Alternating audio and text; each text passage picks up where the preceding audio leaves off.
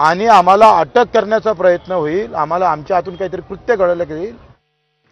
आणि यानंतर थेट जाऊयात बच्चू कडू माध्यमांना प्रतिक्रिया। काही विनाकारण आमच्यावर दुसरे आरोप लावल्यापेक्षा आणि निवडणुकीत ते काही करू शकतात। मला तर अजूनही भीती आहे का 26 तारखेला किंवा आता उद्या परवा काही एखादी मुस्लिम आणि हिंदूची दंगल घडू शकते आणि अशा खालच्या पातळीवर येऊन निवडणूक जिंकण्याची त्यांची सवय आहे आणि म्हणून आम्ही 2 पावलं कार्यकर्त्यांनी म्हटलं की आपण मागे घेतलं पाहिजे, नाहीतर कार्यकर्ते रात्रभरातच 20-25 हजार आले असते आणि पुन्हा डाग लागू नये म्हणून 2 पावलं शांततेनं आपण मागे घेतले। कायदा तोडला आहे, गृहमंत्र्यांना तोडलेला आहे कायदा।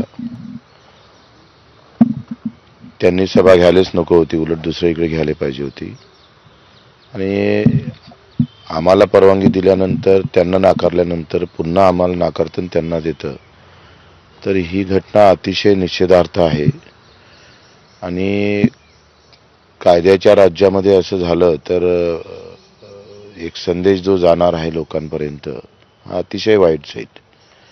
म्हणजे पहिलेच भीती आहे आणि भीतीच्या वातावरणात लोकांना अशी दडपशाहीमुळं मोठा चिंतेचा विषय, बरेच फोन आम्हाला आले आणि या सगळ्या संदर्भात सगळ्यांनी भाजपच्या कार्यकर्त्यांनी या घटनेचा निषेध केला। भाजपची ही संस्कृती नाही आणि ही भाजपची संस्कृती स्वाभिमान पक्ष पूर्ण मला वाटतं बैकून टाकत आहे, विचित्र पद्धतीनं भाजपला घेऊन जात आहे। काय जादू टोना केला स्वाभिमाननं भाजपवर, म्हणजे एखाद्यावर पहिले असं होतं ना, जादू टोना करून गुमराह करण्याचं काम केलं जात होतं, तशी अवस्था आहे।